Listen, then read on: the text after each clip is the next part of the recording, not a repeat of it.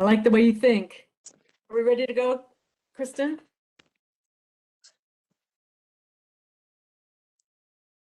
I think so. Okay, let's get going, everyone. Bright and early. Good afternoon and welcome. Before we begin, I'd like to acknowledge that the city of Tempe is in the Salt River Valley, which is the ancestral home of the Acamel, O'odham, Pima, and Peeposh Maricopa Indian communities, whose care and keeping of this land allow us to be here today.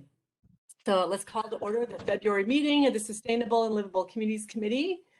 As you might expect, we cover topics related to sustainable and livable communities. Who knew?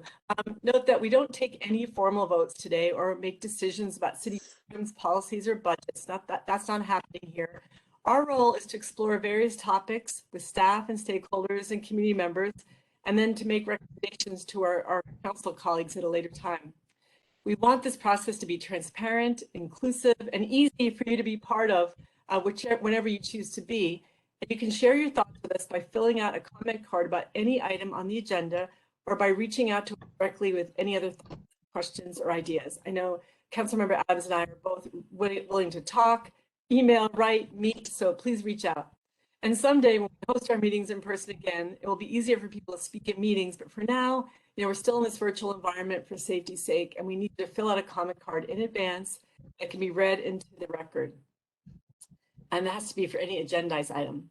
The link to the comment cards can be found on our committee page, which is tempe.gov/SLC. And you'll find contact information for committee members and staff there for the non-agendized questions that you might have. Thank you, Councilmember Cubey. The next item on our agenda is item number 2, review and approval of meeting minutes from our January meeting. If there are no objections, I move that we approve the minutes from the January 26th meeting as written. No objections, and second that motion. So the January minutes are unanimously approved. And folks, we do follow Robert's Rules of Orders, and so I'm acting as the chair today. The other chair is Councilmember Adams, and she'll be, we alternate being chair for our committee.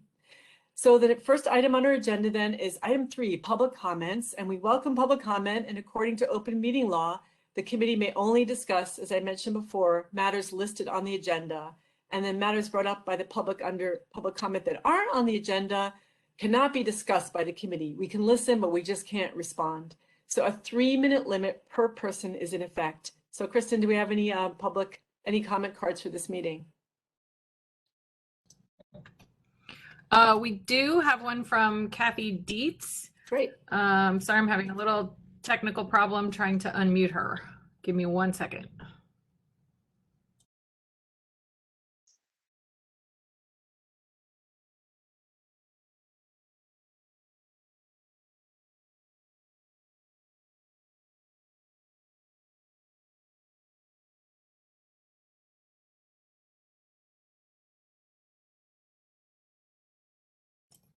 Sorry, I just lost my entire participant list, and so now I can't see her. Can we bring her back when she comes in? And I'm gonna go crazy and unmute everyone for a second, and then see what I can do. Party! Kathy, you should be able to go ahead. Can you hear me? Yes, we can hear you. Oh, Hi, Kathy. Great. Well, thank you, both Lauren and Jennifer, for having this committee and being so diligent in your work in promoting sustainability in Tempe. I represent CLIP, a neighborhood group of residents that are very concerned about our future due to the effects of climate change. We believe we need to act now before it's too late. The heat index in this valley is already over the top and still rising. CLIP offers a ready-made plan that would provide relief for our residents and create an ongoing program to reduce carbon emissions. Currently, similar plans are in effect in other cities in the United States. Please give this plan your full attention. I appreciate your listening to me, and I look forward to continued promotion of climate change and reality of what we're into these days. And thank you for listening. Thank you so much, Kathy. We really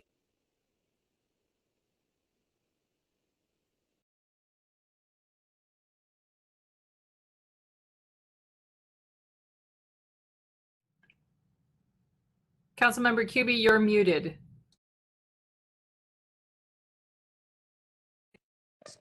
because you muted me.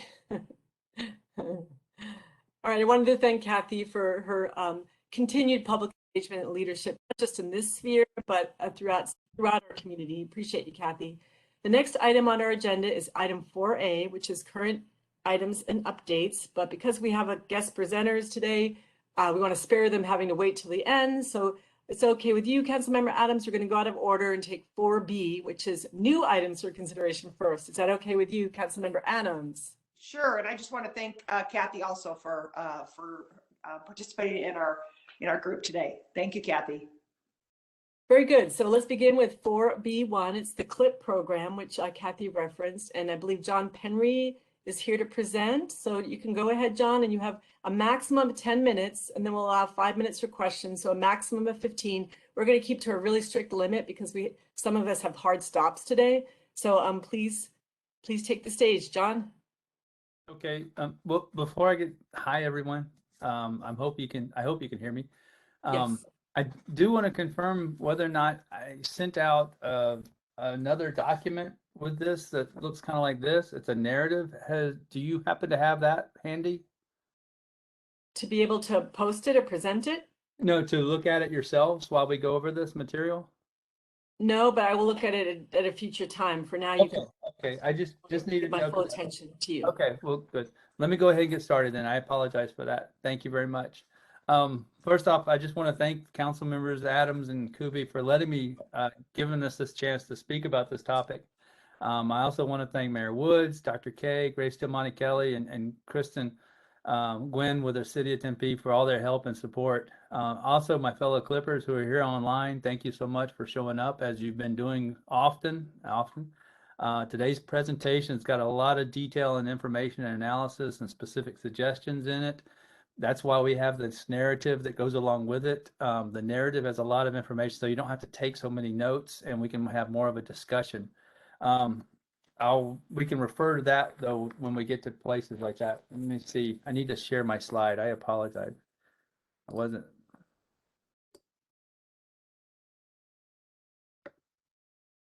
Oh. Kristen, do you hear John's request? Yep, he is currently the presenter, so he has the ability to share. Thank you. All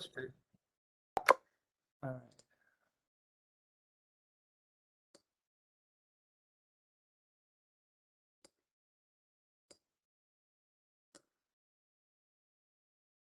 Well, this is not good. Kristen, can you by chance, do you have that email I sent? It's not allowing me to share without restarting my whole system. Sure, give me just a second to pull that up.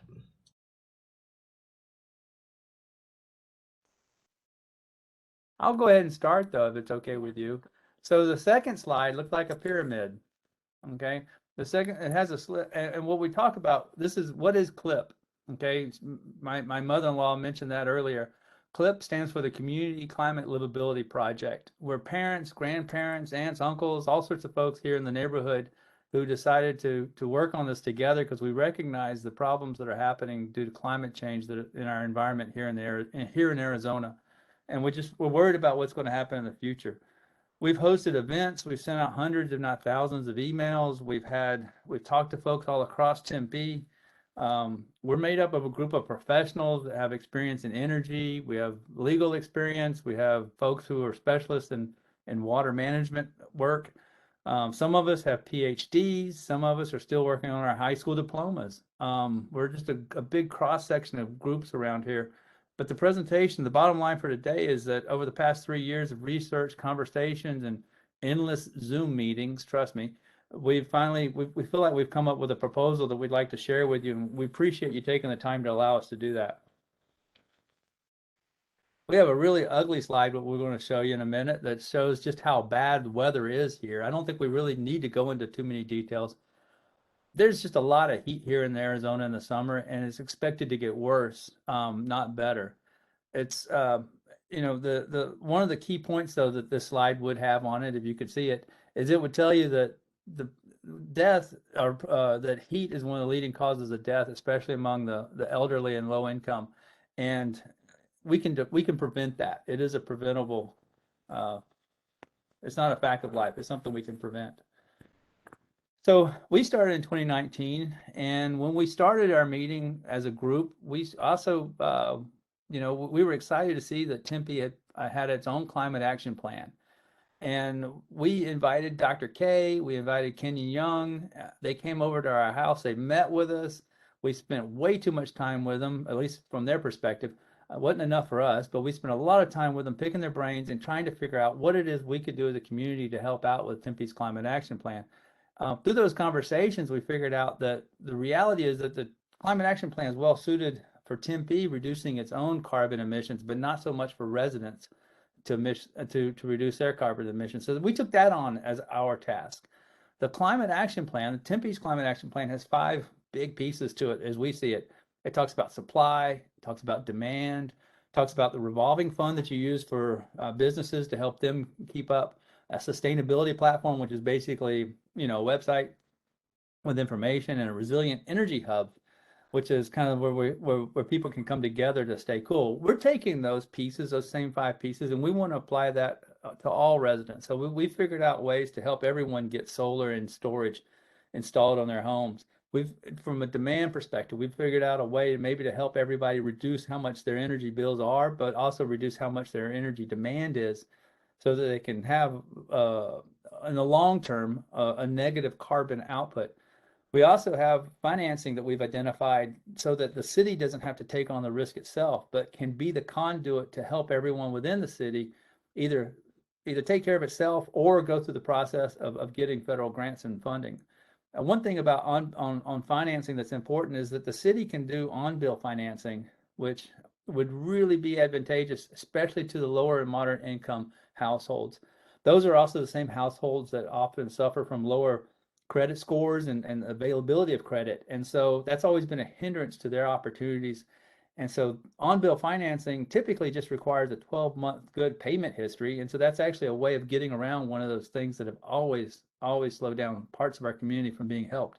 And I'm also going to hit a point later on to where we talk about how we can also tie into this idea of on-bill financing, especially for specific groups. Finally, when it comes to resilient energy hubs, I skipped the platform. The information we have in this presentation, we think would be just a good starting place for this platform. And we can go ahead and build out the platform as soon as possible for the residential folks here in Tempe. And then finally, the resilient energy hubs, we support those, especially from the prospect that they help and keep up our grid and keep our system stronger in the city centers. But we are concerned, especially due to COVID, about bringing so many people into common places at one time to get out of the heat. We think it might be, we've approached this from a different perspective, where we want to make everyone's home somewhat resilient to heat and more have it more advantageous to them to just stay cool at home. We think it might be more beneficial as well. The process that we've identified this process as a basic 6-step process. We want to go through and do audits and appraisals to figure out what needs to be done in the home. We want to figure out if the folks can get some type of economic help from the federal government through weather assistance programs or some other type of light heat program, where we already spec most of that out. Then we take the step of sealing the envelope so that we can, which is the term of just making the home as energy efficient as possible.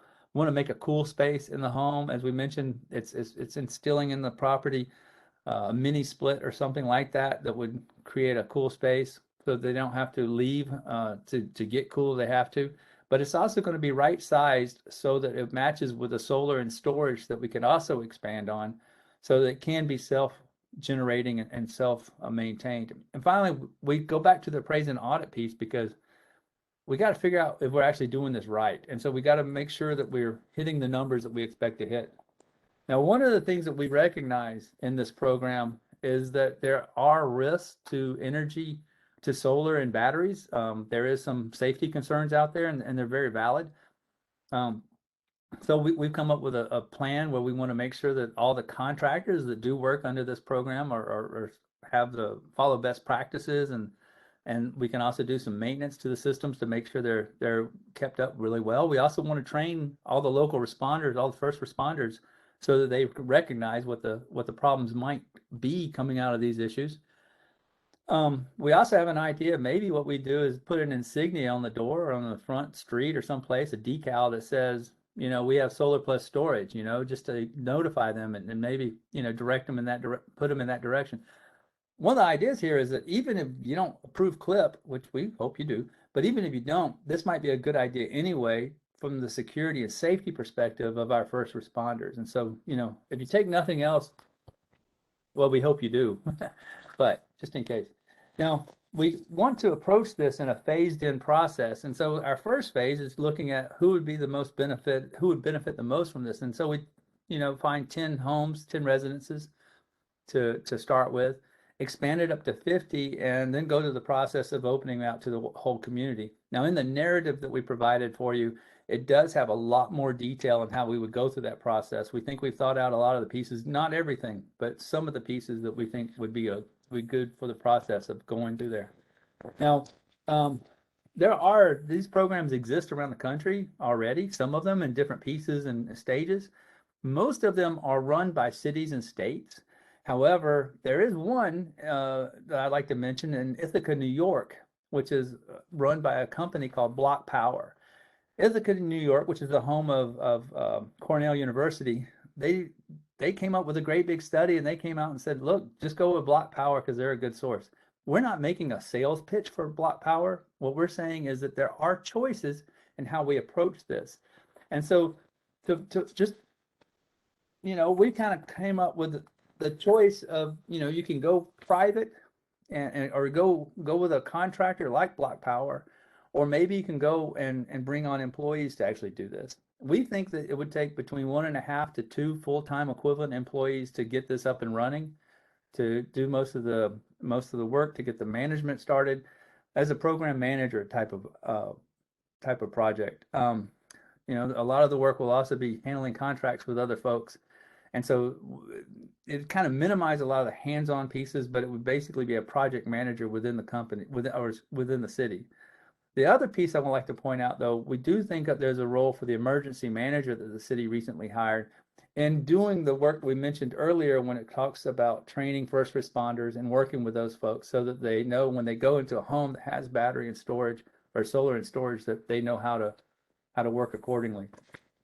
Now, Hey, John, you have about 5 more minutes that include questions, and I added some time on, so. okay. All right. I'm on my last slide, even though you don't Okay, see it. very good. Trust Go me. ahead. I could hold it up for you. So look, the bottom line is we're driven by a mission to, reduce carbon through self-generation and reducing energy demand. But we also recognize there's a lot of roles that people have to play in this program that are collaborative in nature, and they have cooperation and partnering with other groups. One of the things I want to go back, we mentioned earlier about the on-bill financing. One of the things that we've identified is there is mission, it's called impact and mission-driven investing that's out there. And these are particular funds that have been set up to serve particular communities, whether they're communities of color, communities who are disadvantaged, whatever it might be.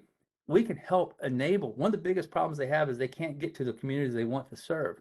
We can actually be the conduit and enable them, help them to serve those communities that they want to, and also be able to provide those communities that need the help at a discounted price potentially. And so there's a great opportunity here. Thank you again, folks, for giving us the time to present to you. I apologize for the technical difficulties. We appreciate all the work that y'all do. We understand all the decisions you have to make and how, the city of Tempe has to, we all get to live with your decisions, way onto the future. But on a brighter side, are there any questions? On a lighter side, rather. Well, we don't have our legal department here, our city attorney, but I want to look into possible, gift clause issues and make sure that a program that's designed if it just benefits, there's pilot programs, of course, but we have to ensure we follow that part of the Arizona law and statute. But I mean, we have had programs in place where we have an RFP for landscapers and that we agree to serve at a certain price.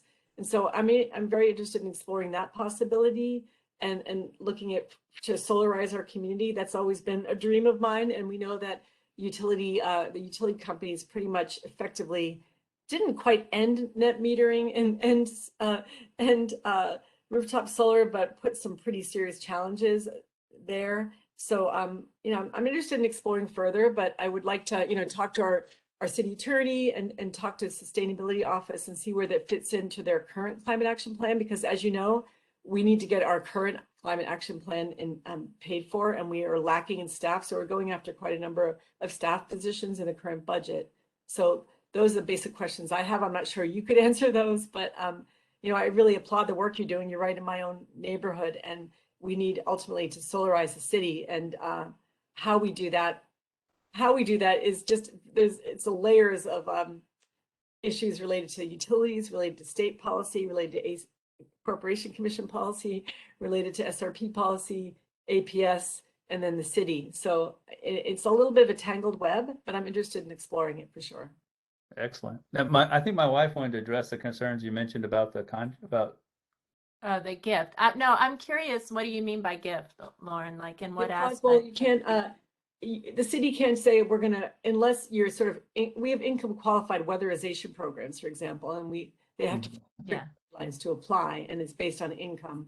But we can't necessarily go and give someone like we're going to go improve your house and help you with this and pay for this and have a program to get dedicated to you yourself. That it may be issues like that, so we'd have to explore that and make sure it was clarified. Well, so that is part of the benefit of this program is that the city wouldn't use funds to do any of this work. It would be done through the federal grants, like you're talking about, the WAP, as well as loans, private. So there are federal loans, and really the role of the city is simply to act, like John was saying, a conduit where you would have an expert in the various methods for our ways in which people can get financing. Because what we have found, even in explaining what our program is, people have no idea that there's financing out there for them, and that there are federal loans, that there are private investors, that these private investors, we've called them, they will only work with cities. And they will do it through, so the on-bill financing, that's not a gift. That's a loan too, from a private investment loan that the city would collect through the finance. So I do have to, right. There are a number of layers of the city that need to look at this, not just at this committee. So we'll explore that and get back to you and get you to another meeting or get back to you. But we need to kind of explore it from different perspectives and also in relationship to the climate action plan. And so I'd like to have a discussion with our Office of Sustainability and Resilience. Jennifer, do you have any questions before we let these guys go? Yeah, just I'm thinking, I'm I'm just kind of brainstorming right now, but I'm thinking maybe we could have a meeting with you two, John, and what's your wife's name? Beth.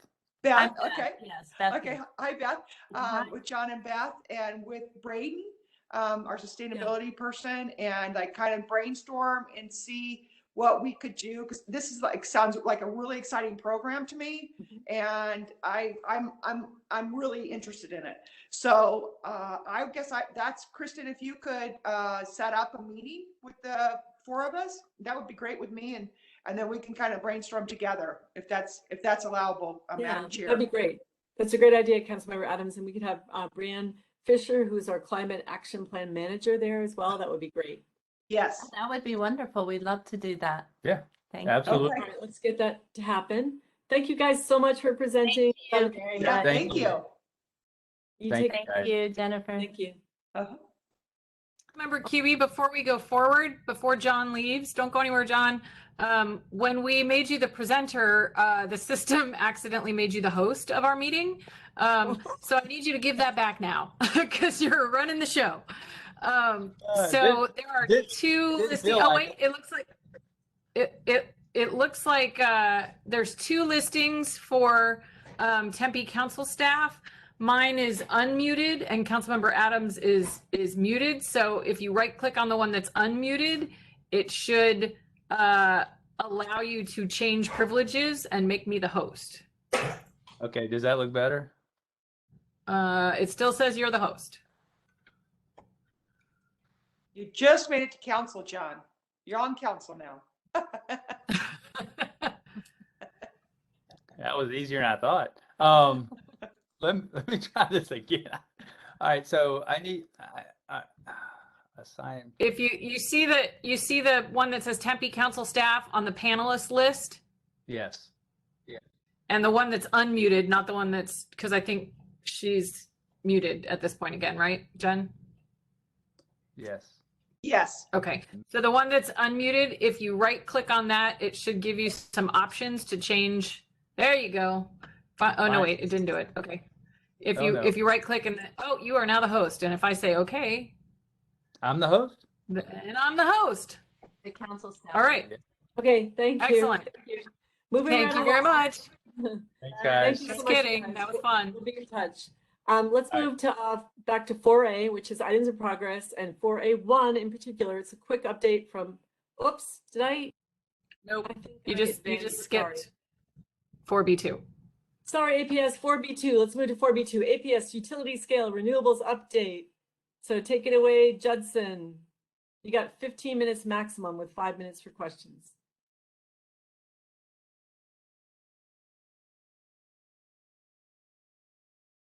Is Judson there? Hey, can you guys hear me? Yes, All right, how are you? very good. All right, so it's I want to give you guys a little update of sort of what we've been up to recently. As you guys are probably aware, we have a clean energy commitment that has APS procuring a lot of renewable resources and energy storage to help us meet our goal of completely decarbonizing our energy by 2050. A subset goal of that is being 45% renewable by 2030. So if you look at where we're at today, and I forgot the exact number, it's around 13% renewable. So between now and the end of this decade, we'll go from 13% to 45%. So that leads to massive investments in renewable energy over the rest of this decade. About a year and a half ago, we released an RFP to procure 600 to 800 megawatts of new renewable resources. That procurement's not finalized, but some of the contracts are. So the ones that we've executed so far, 440 megawatts of wind and solar projects. They're not in service yet, but they're being constructed. Also 420 megawatts of battery storage, and most of those have 4 hours of duration. And that's really important because, you know, in a weather like right now, we have excess solar onto the grid, so we can store that in the batteries and then use it later in the day when our customers use more energy. It's a pretty critical component. Also, from a behind the meter solar standpoint, we had our best year ever, 170 megawatts of behind the meter solar with just our residential customers, about 10 for our C&I customers. So for a total of 180 megawatts in 2021. That's our biggest year ever of behind the meter solar as well. So it's coming from the utility scale side and for our customers that want to invest in solar on their houses. We're really accelerating down that path. Also, some things my group's been doing, electric vehicles are a big component to decarbonization. We've installed 400 level 2 charging plugs throughout our service territory last year. Something we're really excited about. It's a program called Take Charge AZ. It's for businesses, schools, government buildings. So we plan to continue to do that. It's been a very successful program. We understand range anxiety is one major component to folks making that transition. But there's a lot of benefits to switching over to electric vehicles. I have one myself. It's a blast. It's really, really fast, which is something I kind of like myself. But there's plenty of reasons to make that transition. Also, we've partnered with Electrify America to work collaboratively on what's the best locations for DC fast charging stations.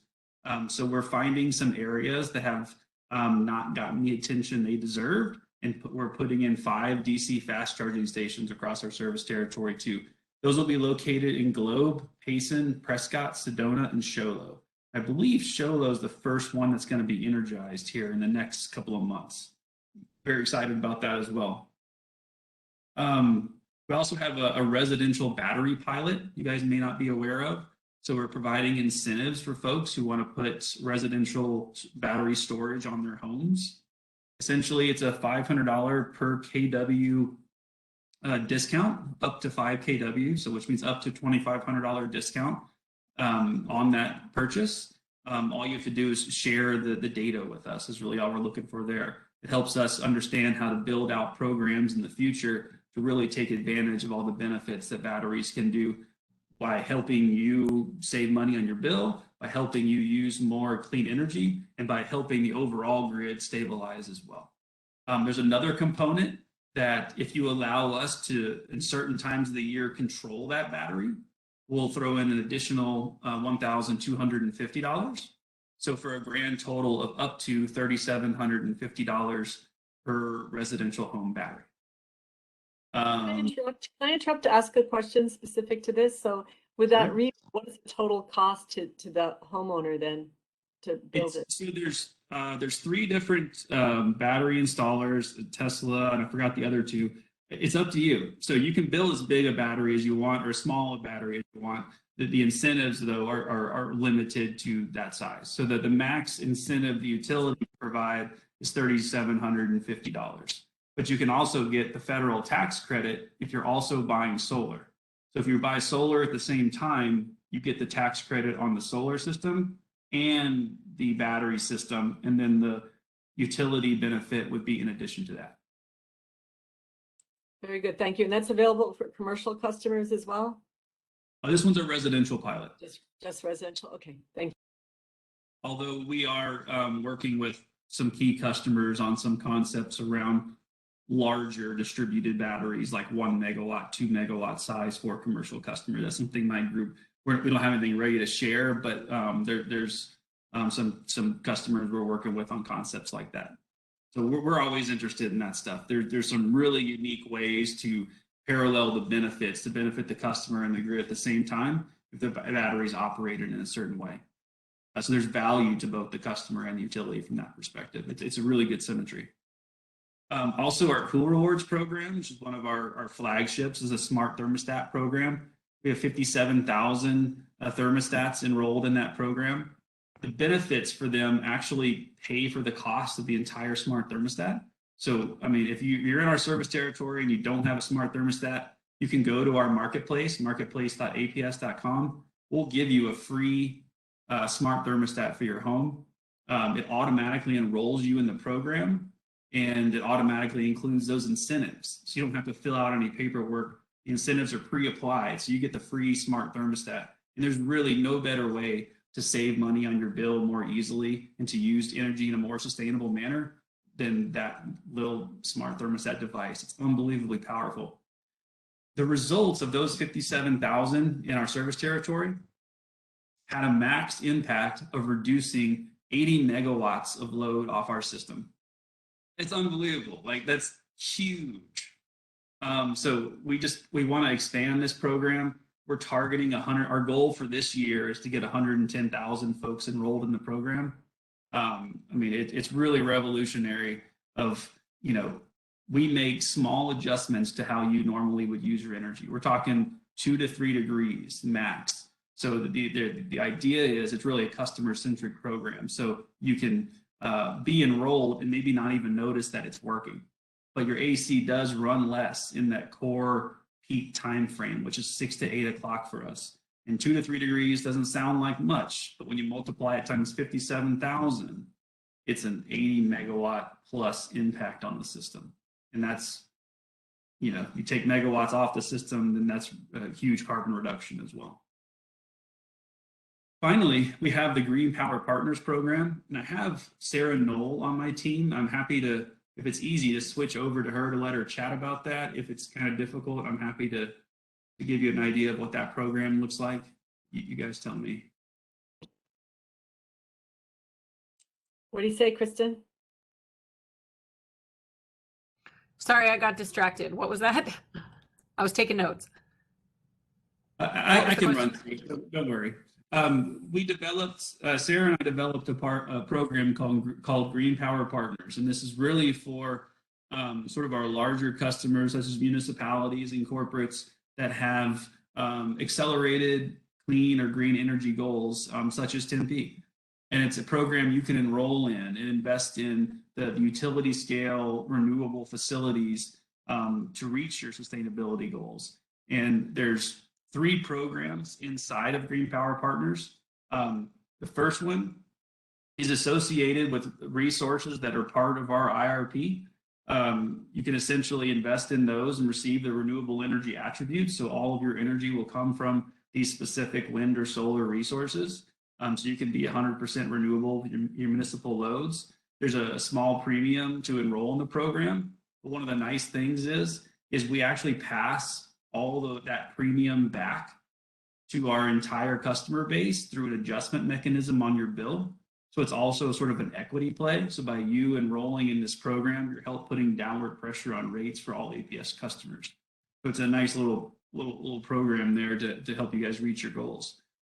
The second program there is we've heard from customers that some have interest on building new renewables on specific pieces of land. This gives us the opportunity to partner with someone like Tempe on a specific property and building that resource, and you would receive all the renewable attributes from that facility. All we do is our resource planning team does an analysis to determine, essentially, when we got this passed by the ACC, we ensured them that no cost would be shifted to non-participating customers. So our resource planning team would determine what that is. And as long as the customer covers that cost, then we'll go ahead and procure that resource on that specific property so the customer can reach their goals. The final program. Would you define that as a version of community solar? It depends on what your definition of community solar is. I mean, so you could, right? I mean, it's on a specific property you want. You're receiving all the green energy from that facility. You know, typically when you compare it to 100 megawatt solar farms, it's not quite as cost effective to build a smaller one because scale matters, right? So there's additional cost. And that's what, you know, essentially what the Tempe, in your case, investment would be to cover that. So our general customer base isn't paying extra for you guys to reach your goals, but you would receive all the renewable attributes, you know, and energy from that facility. The Green Power Program, though, has opportunities for essentially community solar for residents who can't build out solar for economic reasons, or they have too much shade, or they're renters, or they're renter apartment dwellers. Right? Well, let me caveat that. This one is really for large customers. Right. No, I meant the previous one you're talking about, the Green Power. Yeah, Green Power Partners is really intended for larger commercial. Oh, I customers. see. Okay. Yeah. I mean, so there'd be one customer involved. Like, but if you wanted to buy that on behalf of Tempe, you could do that, right? But you kind of be the facilitator. We do have APS Solar Community Program that's been very successful. The commission actually asked us to double our investment in that program annually. It was $15 million a year for 3 years the pilot ran, and then they've asked us to double that. And that one's for low and moderate income residential customers predominantly. APS will build and install on qualifying customers' homes, and they receive a monthly benefit, letting us use their roof space to hold the system. And there's also a carve out in there for rural governments, 501(c)(3)s, Title I schools. I think that's it. So we have done some of those in some rural areas as well, and working with, you know, local charities in Tempe and Phoenix and other areas as well to do that. That's a great program. We love doing it. For the commercial folks, excuse me, we build, instead of rooftop, we do solar covered parking structures. So you get the added benefit of shaded parking, which, as you know, is super valuable. So it's a nice benefit as well. And then the third part of Green Power Partners, there's certain customers that Like large corporates, for example, are very interested in a term called additionality. So this is building above and beyond what the utility plans to build. So we plan to build, we're balancing customer load growth, we're balancing costs, we're balancing clean, affordability all in one package. Well, sometimes customers might have a goal, like say, like a larger data center, for example, where they need to meet 100% renewable goal by 2025, which kind of accelerates. It's beyond what we can do in managing that cost. So we've built program C that goes above and beyond, and the particular customer is willing to pay that gap as calculated by our resource planning team to build above and beyond what the utility was planning to do. Justin, this is Councilmember Adams. I just want to Yes. jump in and ask you a question if you don't mind. So like when you're talking about solar on big buildings, we are going to have a new Carvana plant that's our office structure, a large one that's going to be solar ready. So would that be something that you could put on their structure with this program? Which one are you referring to? Green Power Partners or Solar Communities? Solar communities? The way Solar Communities is currently written, I don't think they would qualify because it has to be a rural government, 501c3 charity, or Title I school. Oh, I understand. Multifamily. That program is really limited for low and moderate income, and then those specific groups we call helping the helpers. Okay. So would you have any programs that would apply to something like Carvana? So Carvana could use could use Green Power Partners as one option. The other option is we still have net metering for commercial and industrial customers. That still exists as an option as well. Okay, thank you. Yep. What was I talking about? Sorry, I lost my train of thought.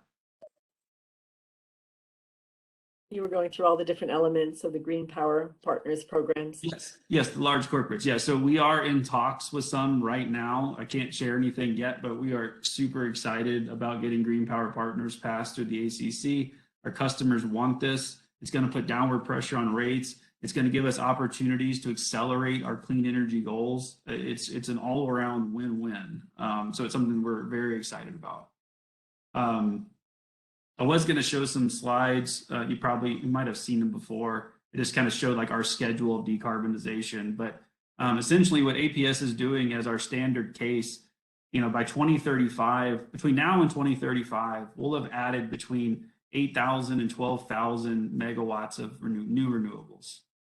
And we'll also have added between 5,000 and about 11,000 megawatts of battery storage or some sort of energy storage.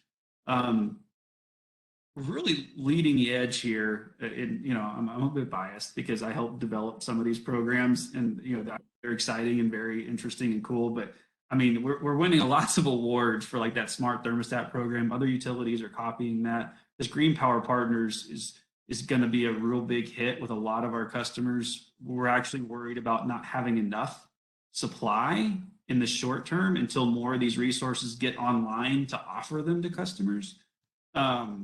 So it's just a really exciting time for my group, and we really enjoy partnering with you guys and identifying what your goals are and seeing how we can help get there. I know the previous speaker talked about energy resilient hubs. That's something that's on our map as well, because if there's an extended grid outage due to some sort of natural catastrophe, I know we typically have earthquakes and tornadoes here, but some sort of act of God. It does make sense to figure out a way of how to get your most disadvantaged folks to somewhere that they can rely on, where there will always be air conditioning and water. So they're your essentials.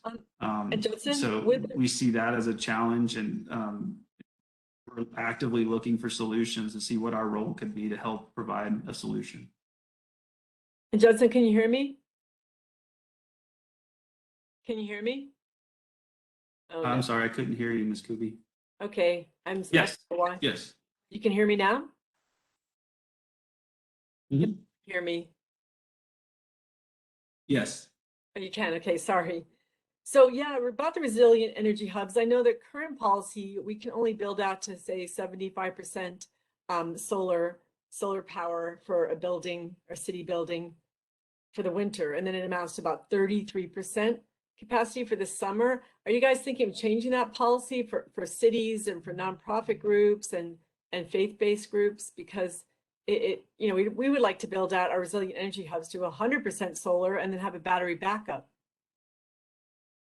I'm not sure how you're calculating those numbers. From how I understand it, with the traditional C&I net metering, there's actually two options. There's EPR6 and E56R.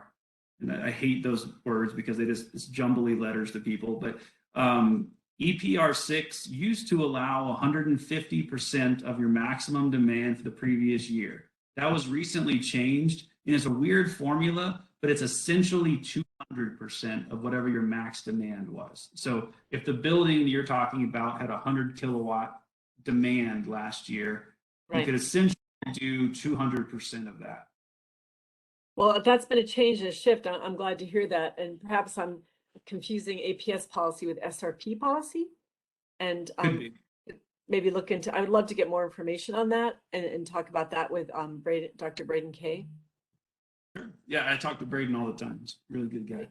And then, I mean, just want to say about the level 2 chargers, like really great. I mean, I think we're so united in our electrification goals. And I think we're going to see further federal investment in all of that. And, you know, we're working on electric e-code right now for our city. And we're hoping to get that passed by the larger council, of course. We've just been working on it as a committee here. And because we think to have EV ready code in our buildings, our new developments would be really smart and save, as my husband who focuses on alt fuel infrastructure would say, you know, just save so much money to be EV ready or solar ready for that matter. So really good. Absolutely. And we hired a fleet services on my team, a fleet services guru. So we want to be able to help you guys in that transition. So, I mean, consider him an extension of your team. His name's Tony Perez, stolen from SRP. But it's great. And he's going to be working with customers such as Tempe to help build out that plan and help identify locations. Like this facility might make more sense than this facility because of the limitations on the distribution system. Like he's going to be the one to help you answer those questions. Fantastic. Councilmember Adams, do you have any questions before we move on? And you're muted. Yes, no, I don't have, I'm sorry. I don't have any more questions before I move on.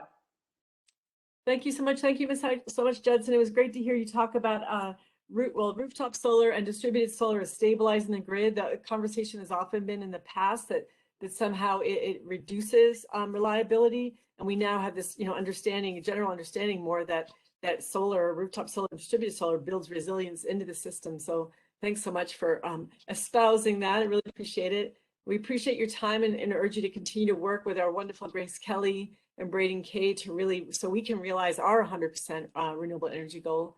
So we look forward to a continued partnership with you. And thank you so much. Absolutely. It's great to hear. We're always available. So you can find me through Braden at any time. Thanks so much. Have a good day. All righty. So now we're going to move back to 4A, items in progress, and begin with 4A1, a quick update from Craig Hayden on integrated pest management. Craig, take the stage. Great. Thank you, council members Adams and QB. Thank you so much. Is my presentation coming through okay? Yes, it is. All right. I'll make this quick. I appreciate the opportunity to follow up from a summer 2021 update. There's a couple things I'd just like to cover briefly today, just for everybody's context. A quick overview of IPM, just talking about its broad nature. And then I'd like to provide an update on the organic land management grant, where we're at with that and some important steps. 2021 was the first full active year through that process, and then come back with some updated information on glyphosate and then how we're approaching this budget cycle as it relates to that specific product within Parks and Recreation.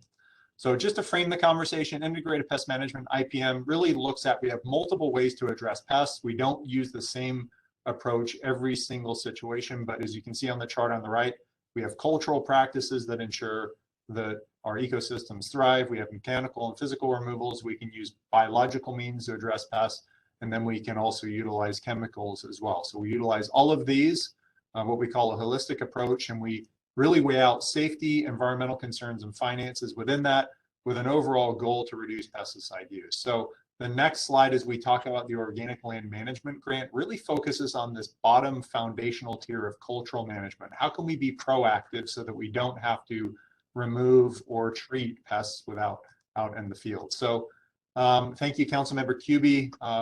Your work was instrumental in securing the grant from Stony Fields and Safeway, but we have really had a wonderful relationship with both Beyond Pesticides and Osborne Organics. The past 18 or so months, the first 6 months or so was just they were trying to understand where we're at, and then we were looking at both the Tempe Sports Complex, one of the soccer fields, but I'm going to focus today specifically on Dwight Park and Neighborhood Park and some of the improvements that we have seen over the course of the first full year in 2021 and then very early in 2022.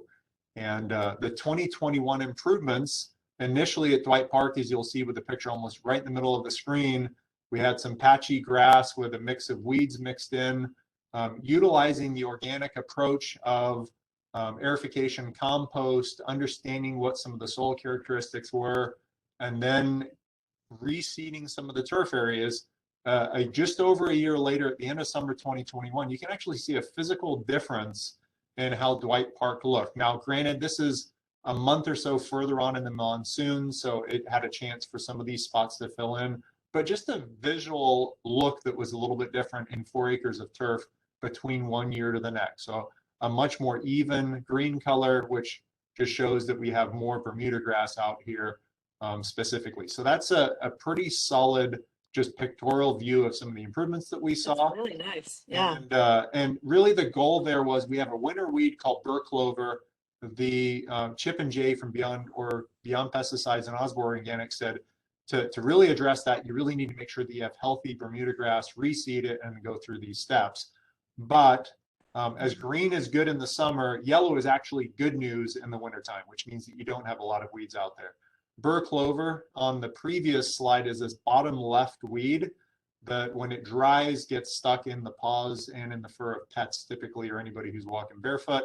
So the goal this year was to really work proactively, working with Chip and J to pilot an organic herbicide that would hopefully give us an organic control instead of relying upon what is a pretty significant manual removal that we tried last year that could be really labor intensive in a 4-acre turf park. So we have made a broadcast application in December. January went back with a spot spray application. I would say that we've got about a 60 to 70% increase in the quality of turf and Bermuda grass from one year to the next. I don't have pictures from last February, unfortunately, but really once we get into April where the Bermuda grass comes back and the burr clover goes to seed, we should hopefully see a better indication of how much of the plants were mature at that point. So we believe that the combination of employing some of those cultural practices with some organic pesticides, herbicides, actually is giving us a pretty good control at this point. And really this time next year, we should be able to identify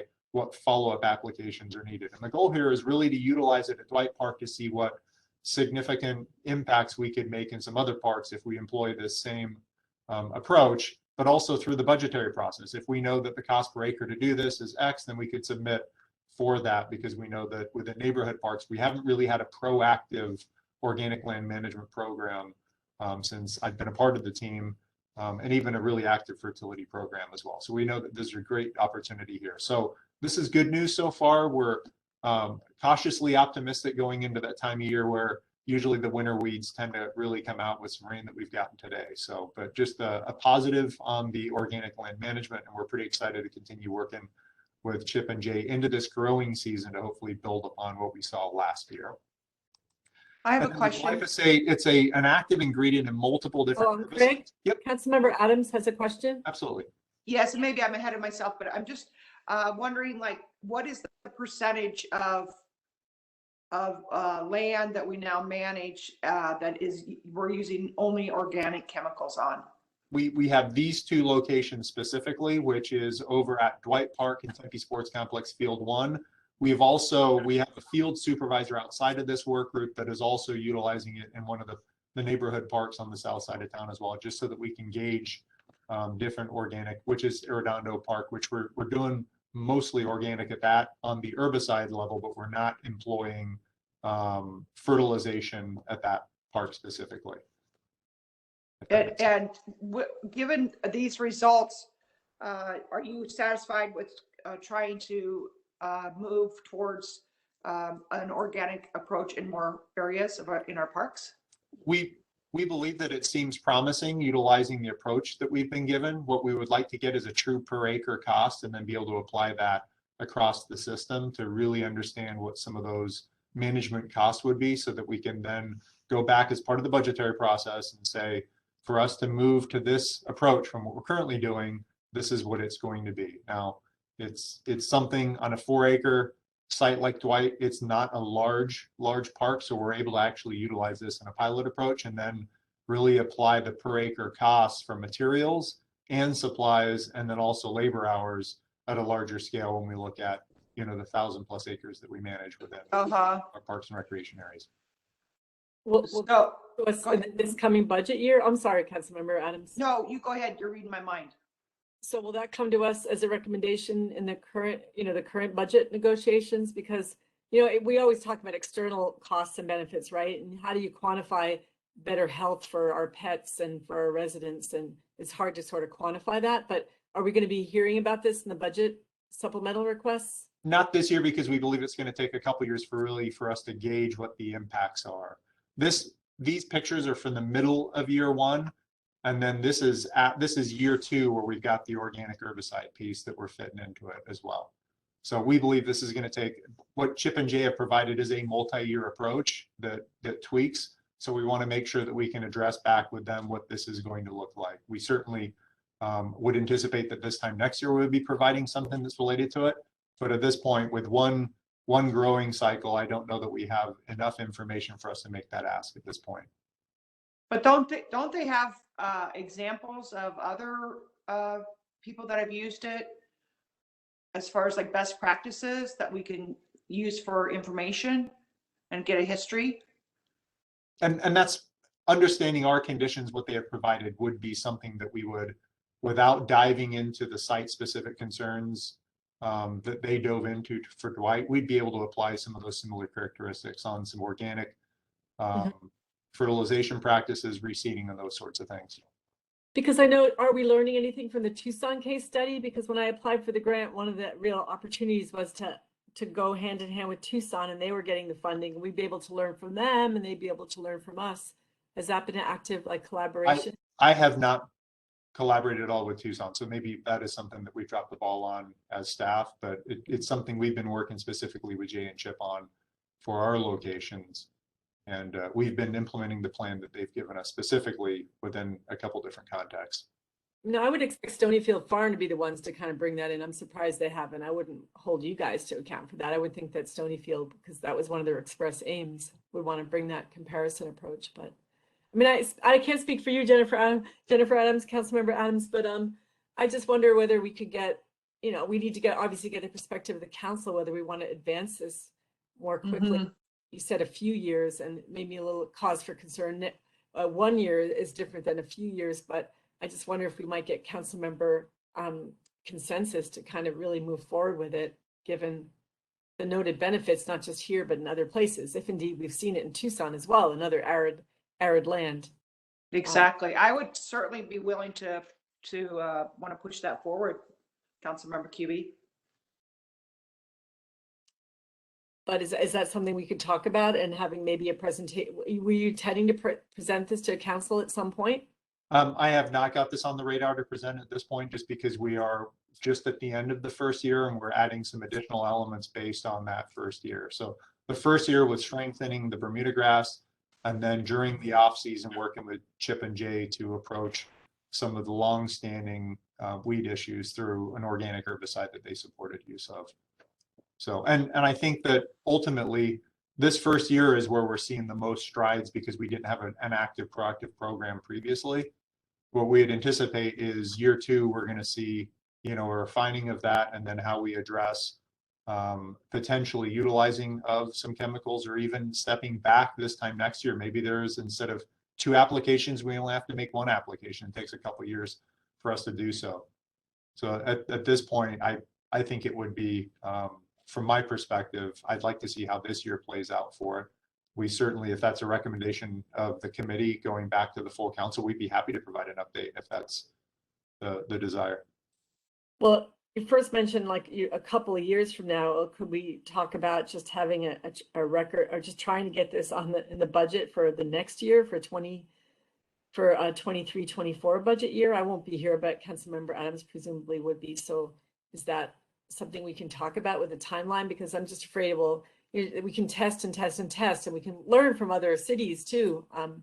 But you know, this has been a passion of mine for many years, and would like to see it actually go up to scale. And if we have such positive results, how many years do we have to try it out when we know other cities have been successful in it as well?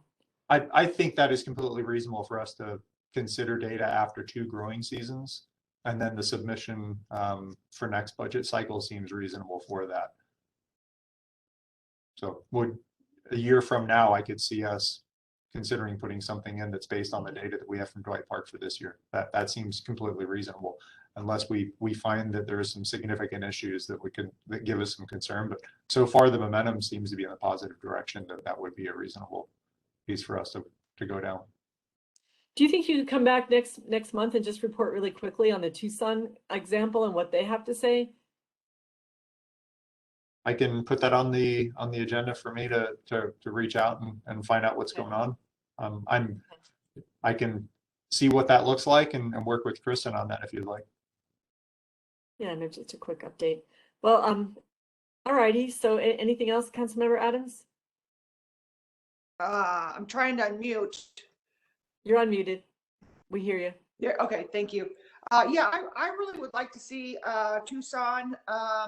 Maybe Greg, we can even have a joint meeting with them. I mean, have them also on the presentation and kind of do a brainstorm. I really would like to get this in the budget for our next fiscal year. We're making progress on it, and I know that Councilmember Cubey's been working on this for years, trying to get this going, and I would just rather see it going sooner than later, especially since we've been having such success. Even though it's just a 4-acre plot, it's still working well. And the animals, they get their paws really cut up and all of those stickers, and it really hurts them. And I just would prefer to move sooner than later. So let's see if we can get Tucson to help us and partner up with them. Well, and could there be a plan to, put something forward for this future year, budget year, but have it maybe not start until, cut the difference in half and start in January of 2023? Is there a potential to move forward after a little bit more study? With the timing of this budget cycle, it'd have to be submitted now based on the information that we have from last year.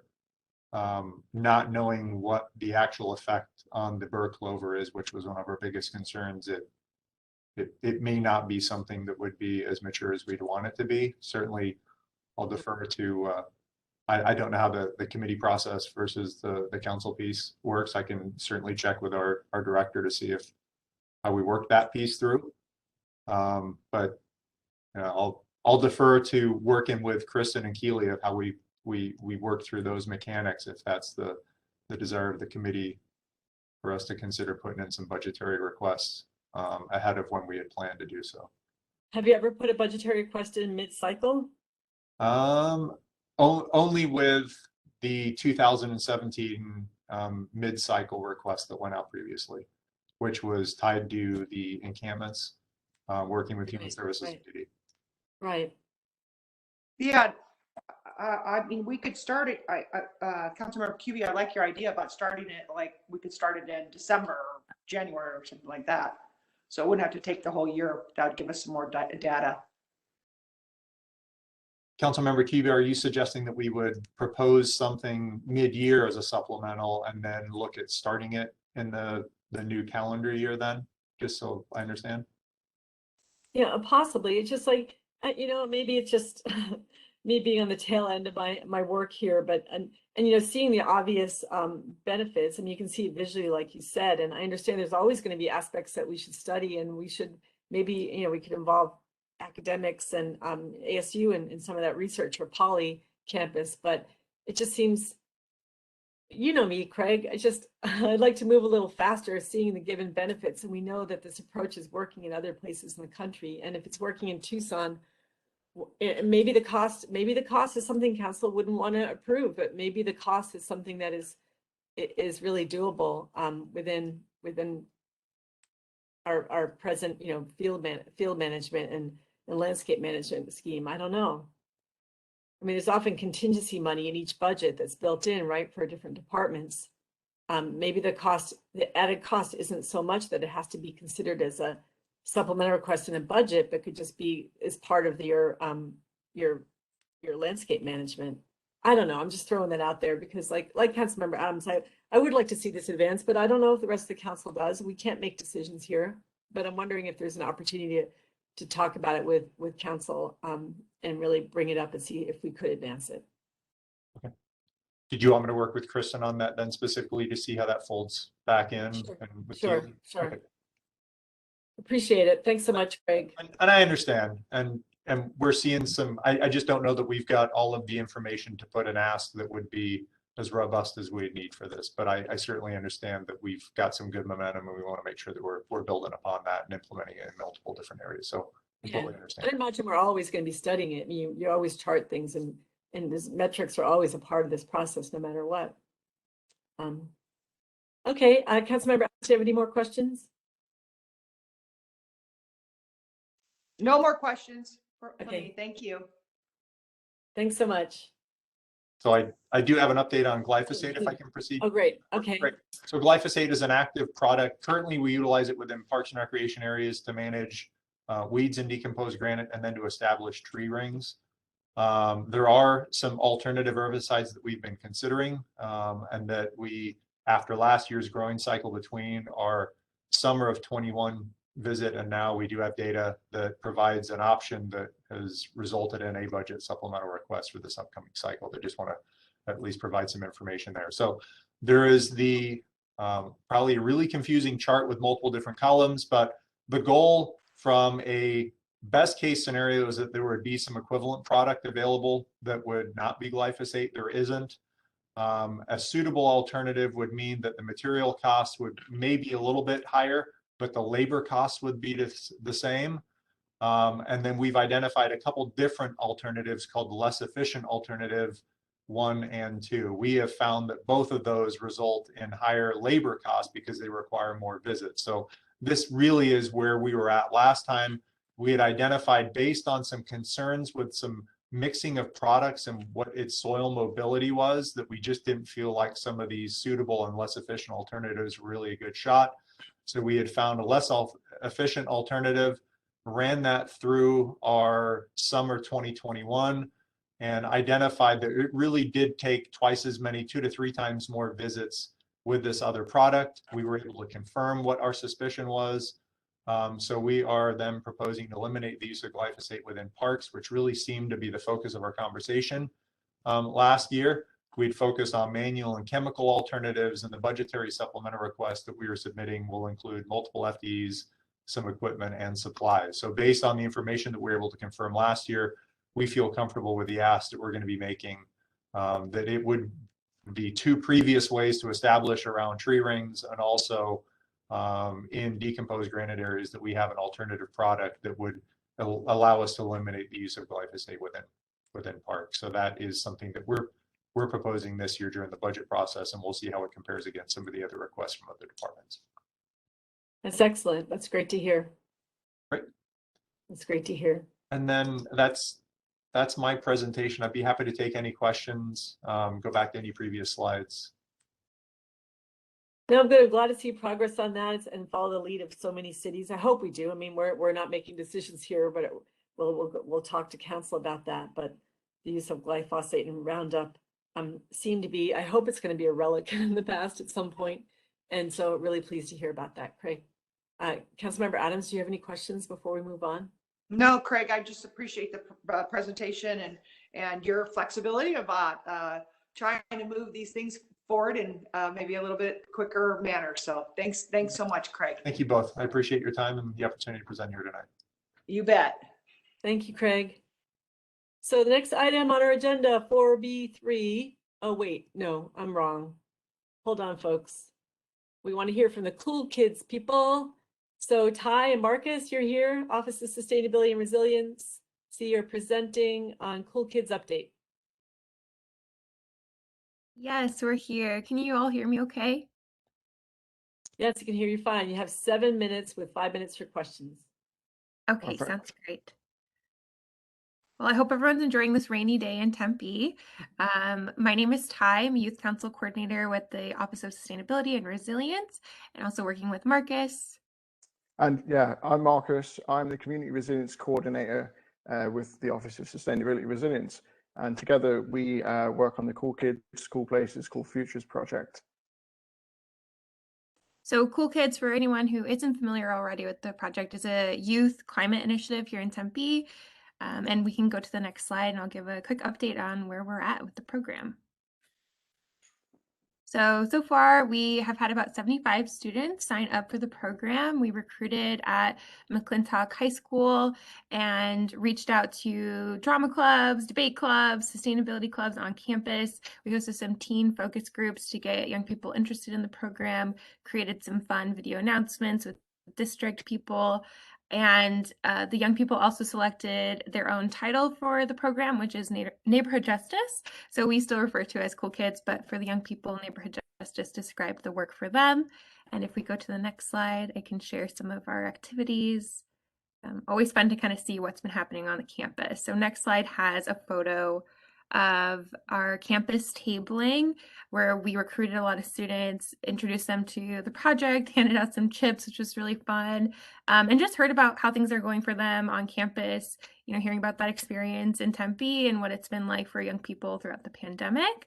And part of those conversations, we learned it was important for young people to have some more time together. And so we hosted a really fun event, which is on the next slide. We did a Dune screening at Harkins to think about the future in new and exciting ways. We talked about biomimicry, and if you've seen the film, Dune has lots of great, kind of symbolism with climate and thinking about how we can prepare for an uncertain future. And with that, I'll pass it to Marcus. Next slide, please. Thank you, Ty.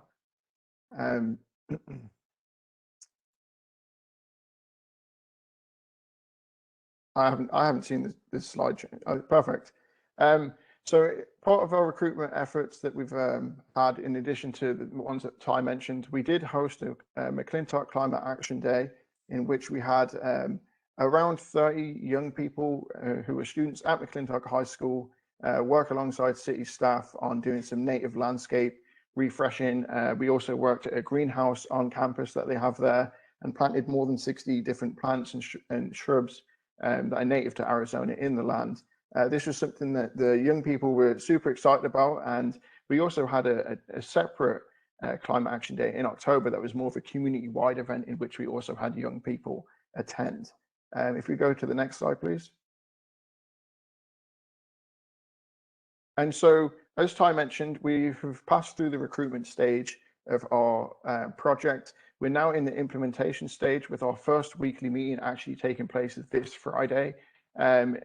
On the next slide, you'll see in just a second some of the module lessons that we have. We also have different equity trainings. We've consulted several equity facilitators to lead those discussions with the young people that go through a various number of topics that we will be covering in our curriculum. We also plan to have more climate action days, as seen on the last slide, and also a youth portfolio where they can work with some ASU master's students about envisioning Tempe and what it could look like. On this last slide is our project timeline. We have different events that we're going to take place in, but also each one of these is one of our weekly meetings in the themes for that week. We cover such topics as envisioning workshops, inequalities in Tempe. We have an Earth Day celebration and other collaborative efforts and ways to get together as we try and think about resiliency to extreme heat and climate justice here in Tempe and throughout the valley. And that concludes our presentation, and we're happy to answer any questions. Oh, you guys are so quick and concise. Oh, thank you for that. Yeah, Councilmember Adams, do you have any questions? I just have comments. I absolutely love this program. This is just right up my alley, and I'm just so happy that you're getting the younger folks involved.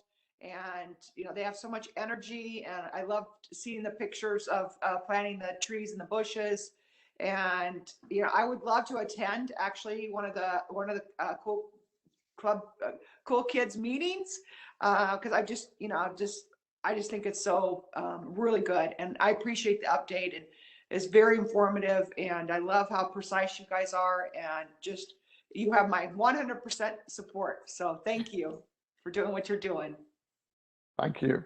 And yeah, we'd love to have you. We'd love to have you at a meeting for sure. Okay. We can make it happen. Definitely. We'd love to come. Absolutely. How can we as a committee and how can council further support Cool Kids? And is it expansion of the program at McClintock, doing more at other schools? Like, how can we support you in this or better support you? Yeah, so we're looking towards the future this semester.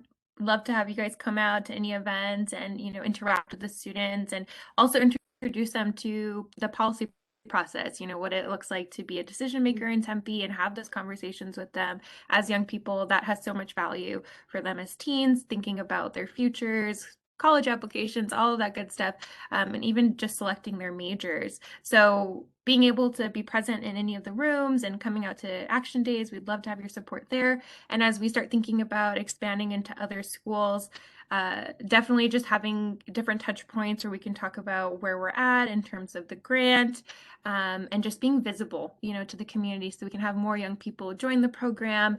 Always helpful to have more volunteers, of course, on those action days, and just really highlighting the value and opportunity and youth perspective with climate. Marcus, any other thoughts? No, I think you covered most of it. I mean, you did mention that it's this is through the Robert Woods Foundation, the grant is. And so our grant actually ends in April of 2023. So we're almost at a halfway point here. And so, obviously looking to try and copy and mimic this program into other schools, afterwards as well. So it can kind of be more of a regional thing to get youth involved in sustainability and climate justice efforts for sure. So any support with that would be super appreciative, and we'd be so thankful for it. Yes. Well, I'll also chime in quickly here, which is the Office of Sustainability and Resilience has made budget requests for both the neighborhood resilience, a neighborhood resilience position and a youth engagement position, so that we would permanently fund the roles that Marcus and Ty have pioneered at the city and make them full-time permanent positions. So those are our top 3 budget requests coming out of our office. One is to have a resilient Tempe master plan so that we have a master plan for all of our resilience work. And then the other 2 are having these 2 funding positions, one to make sure this happens in the schools and with youth, and the other to make sure it happens in the neighborhood and with community partners. So just so grateful to Marcus and Ty for pioneering this work in Tempe, and really, in all honesty, pioneering this work in the state of Arizona.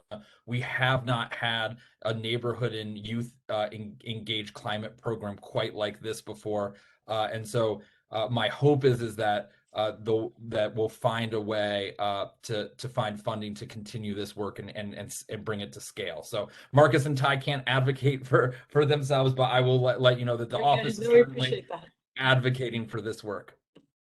Very good. Let's get them some press. Yeah. Right?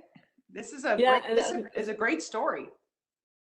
And I'd love to bring some folks from recruitment personnel from the School of Sustainability for the College of Global Futures, so the students can see how the work they're doing can directly relate to work that they'll do, research they'll do at ASU, should they come to ASU. I think it's a good opportunity for them to meet with folks from the School of Sustainability in particular. So I'd love to be part of that and can make that connection, as Braden can, of course. Braden is so well known around the university. So thank you so much, Marcus and Ty. I really appreciate all of your hard work, and thank you for bringing us this great presentation. Thank you.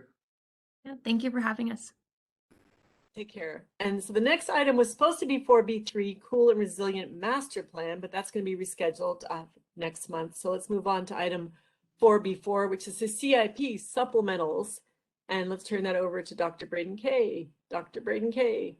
Thank you so much, council members QB and Adams. Really great to be with you this evening. So just to remind you, we've come here before to talk about the climate action plan overall, and today we want to make sure, and we've also let you know what the budget supplementals that we're applying for and how we're trying to grow our programs, personnel, and policy through the budget supplemental process. But as you know, we have two budgets in the city, the general fund, and we make supplemental requests to that, and then we have the capital improvement fund.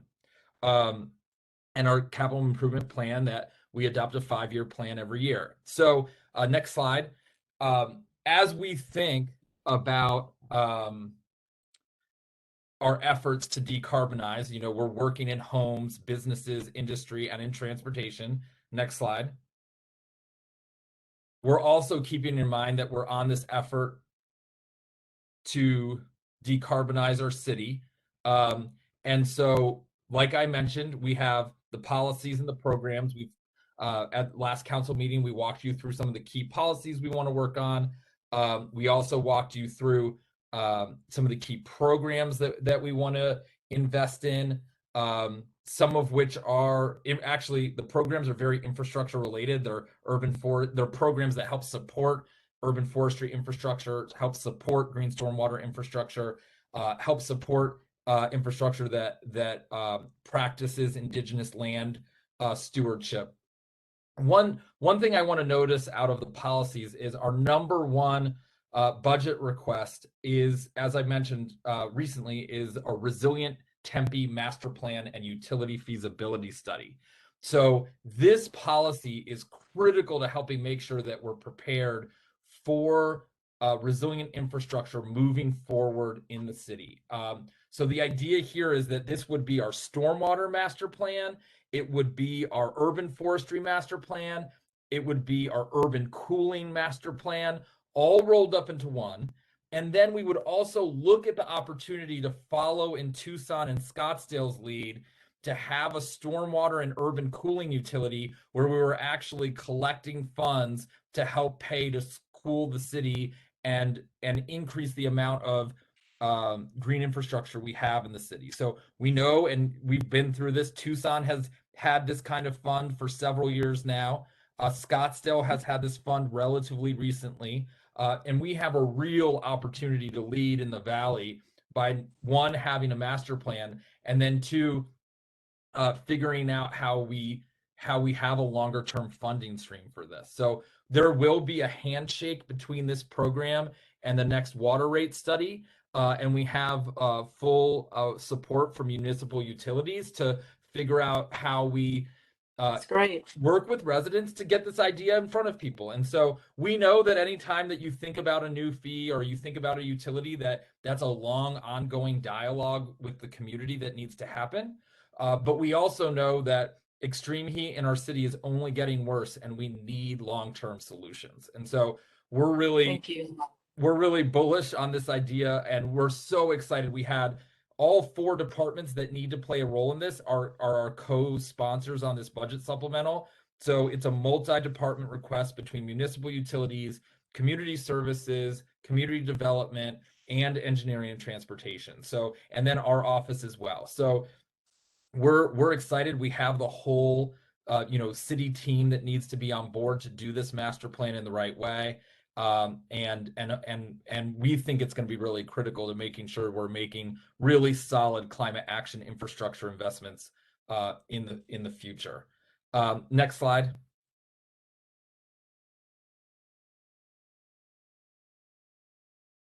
So you heard me talk about personnel, the neighborhood resilience coordinator, the youth coordinator. Another one that's really critical from an infrastructure perspective is the policy and grants coordinator. We have, with this new federal infrastructure bill, an opportunity to go after a lot of competitive grants. But we don't really have the capacity on our team right now to write all those grants, to organize the data, to organize the partnerships. So a huge piece of having climate action infrastructure in our city is actually having a person that helps us apply for those federal funds and can work very closely with our office and with Marge's office on making that happen. So while it's in the personnel bucket, it has all three of these positions have massive infrastructure implications, because they're basically, our idea is if our office now had these three positions, we would be a well-oiled machine in terms of being able to have the capacity to put forward grants for equitable, youth-informed climate action infrastructure. So we're not making these. Oh, go ahead. And I just want to interject. You've been so successful at getting grants, and we know you do that in your spare time. I don't know how you manage to do that, but that's going to be so important. And to me, that's a no-brainer because there's such a multiplier effect. So thank you so much for bringing this position to us. No worries. And yeah, in all honesty, like, we've worked really hard to get, almost, it's closer to $3 million of grants soon. We're definitely over $2.5 million of grant funds that we brought in our first 5 years. And I think we can double or triple that in the next 5 years, but it's going to require a little bit more investment to do it. But I think there's a lot of opportunity to make sure that Tempe is at the center of a lot of those federal grant conversations. And Brian will be coming back to you to talk more about what we're trying to do at the regional level to organize that. But we're excited and just want you to know, we're not making these personnel requests. We're trying to make very strategic personnel requests in this regard. Now we come to infrastructure, the meat of what we wanted to make sure we talked about today. And both of you have been major advocates for a lot of this infrastructure for a long time. So nothing I'm about to tell you is new or surprising. You all have been fighting hard for this infrastructure, and I just deeply appreciate that. I just did want to make sure that we had the opportunity to have a little bit of a dialogue so that we're all in understanding of why these individual pieces of infrastructure are so important. So the first one we know, because it was very surprising to me how many residents, as we did our climate action plan update, felt that transit shelters were such a critical element of our climate action work. And I think what it has to do with is it's the perfect combination of decarbonization and resilience, because people fully believe that if people are going to take the bus, it's got to be a comfortable bus ride, and they won't have lower carbon transportation. They won't make that as a choice unless it's comfortable and safe. And given how many bus stops we have without shelters, there's a feeling that in a lot of places in the city, transit is not comfortable and safe. And so finding some way of working on accelerating our transit shelter investment is really critical. And we know this isn't easy. We know that our transportation engineering department has worked hard on new transit shelters and figuring out where they go. But we're not yet at a place where we're transformationally investing in this infrastructure yet. This is still sort of incremental investment in transit shelters, and there needs to be continued dialogue on what our options are to get more of these out there. And what we're hearing from young people, what we're hearing from the climate justice engagements we did with Unlimited Potential, is that this is sort of a pinnacle linchpin investment that people want to see change. And so, great. Braden, can I jump in for a second? Yes. I completely concur. And I really am of the mindset to get every single bus stop with the shelters now, and not do it in steps. I mean, I would like to see it all happen this next fiscal year. What are the chances of that, Braden?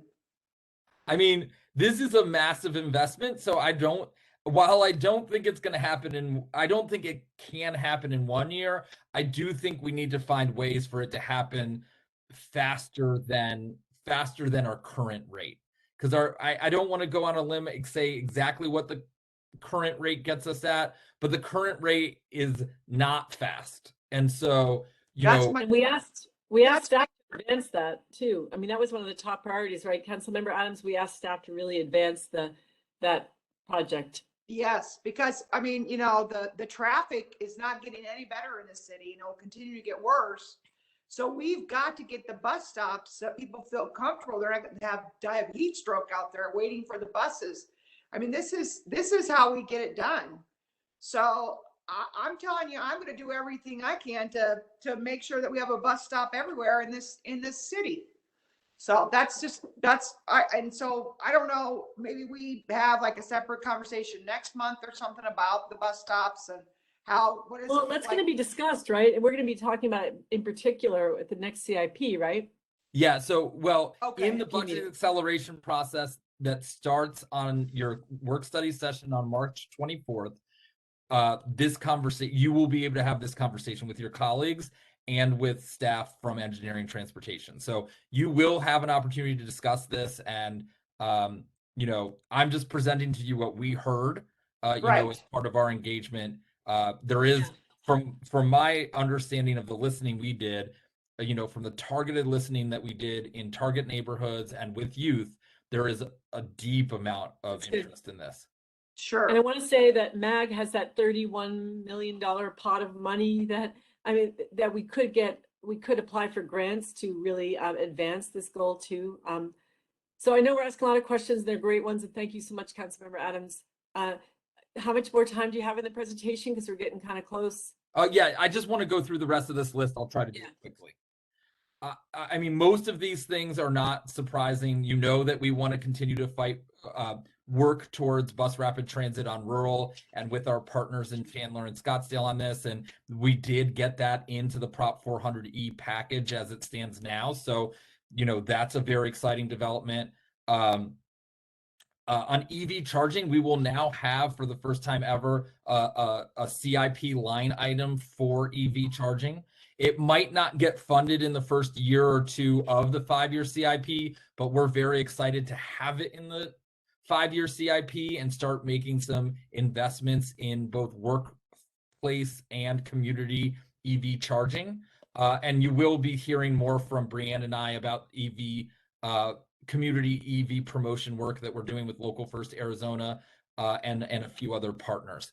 Streetcar extension, you know, we're working with City of Mesa on that, and that there's you know, both some additional study money available from the feds, as well as Prop 400E money available for streetcar extension. So that's very exciting. You will be hearing from Richard Atkins on budget acceleration for urban forestry. Obviously, we want to continue to support his and his team's amazing work. We will, for the first time ever, have a budget line item for green stormwater infrastructure. So once we have the master plan, we actually will have, ideally, we will get spending authority to start to put in more explicit green stormwater infrastructure. We really have been just doing this via grants and small amounts of money. And so to have actual CIP line item for green stormwater infrastructure to really grow that program will be a very big victory. And then we'll also have, for the first time ever, a budget line item in the CIP for resilient energy hubs, so that we can continue multiplying our resilient energy hubs. Obviously, Envision Tempe at Apache and Dorsey will be our first one. But we hope to, through this, have a master plan to figure out where they should go throughout the city, and then have regular funding year after year to install more battery and solar projects throughout the city strategically. So just wanted to make sure you knew that when it comes to the CIP session, we have 3 new line items that we've never had before: EV charging, green stormwater infrastructure, resilient energy hubs. And then we have these other tried and true investments, big ones like bus rapid transit and streetcar extension, and then these really important ones in urban forestry and the transit shelters. So just know that when you're doing CIP, you're also CIP investments, you are also supporting climate action. And we just wanted to make sure you were aware of that. Thanks so much, Dr. K and Brianne Fisher. So glad to have a climate action plan manager on staff. And we know how much the community is invested in this plan, and those CIP investments directly relate to a lot of the input we got from young people, from businesses, from Tempe Chamber of Commerce, from Local First. So I'm really pleased to be able to bring that back to the council and propose those and support those and champion those, as I know Councilmember Adams is. So thank you so much. One question I have is just about the resilient energy hubs, and I'm not sure if you were listening when Judson was speaking on behalf of APS, but has APS's policy changed then about allowing cities who are building resilience hubs to build out more solar? Because I know that's been in the past, it's been a bit of a challenge. We want to have the ability to build out more solar in our resilient energy hubs with a solar backup storage. And has APS, they've changed your policy, but SRP hasn't? Is that the case? Yeah, so it is a lot easier currently to build a net zero building in APS territory than it is in SRP Great. territory. Okay. So APS has been a really great partner with us on microgrids. We haven't built one with APS yet because of some funding issues and sort of the right fit, but Judson has been working with us, meeting with us regularly, day in, day out, trying to find solutions. SRP, you're about to see a memo of a MOU with SRP on things that we will work on moving forward with them, to officially put pen to paper as to what we will work on with them every year for the next 3 years. And they know that we really are hoping that they become a very solid partner on resilient energy hubs. In all honesty, that process with them working on that has been slower than some of us might have liked. I think they have an amazing opportunity for leadership in this space, and we look forward to partnering with them on it. That's great to hear. I got to speak with Mark, the head of sustainability for SRP, yesterday at a wedding, and was effectively lobbying him. So I have hopes there as well. Well, thanks so much, Dr. Kay. And Councilmember Adams, anything you'd like to add? No, I really appreciate the presentation, and I'm loving the way the sustainability office is going, and really just you need to know that you have 100% of my support, and let's get these measures going. Thanks, Councilmember Adams. Absolutely. Thank you. Thank you to all the presenters today. That finishes up with our presentations. And Councilmember Adams, do you have any other new items for consideration to be added to a future agenda? Well, I would really like to see how we're doing on dog parks. That goes with the livability aspect. So I would kind of like a presentation next month on dog parks and our progress on them. Okay, Kristen, can we do that? Fit that into the agenda next month, hopefully? I will take a look and do it. If not next month, then certainly the one after. Okay, thank you. And then Councilmember Adams, do you have any announcements today? I do not have any announcements today. Well, my announcement is just I'm really looking forward to having the public discussion about specific CIP projects, and also funds expressed from our general funds in support of sustainability. And I so appreciate Councilmember Adams and your leadership on all of these issues. I so appreciate all that you're doing for the city. So I want to announce that the next scheduled meeting date is Wednesday, March 23rd at 3 p.m. And that's one day before we have one of our important council meetings. So we can try and urge community members to attend our March 23rd meeting and listen to maybe an update about the requests that are being made through this Sustainable Livable Communities Committee and through the Sustainability and Resilience Office. So thank you so much, all of you, for being here, and we are now adjourned. Where's my gavel? But we are adjourned. Good job, Councilmember Cube. Yeah. And David Sokolowski, you're always attending. I so appreciate you attending our meetings. Thank you. Bye, everybody.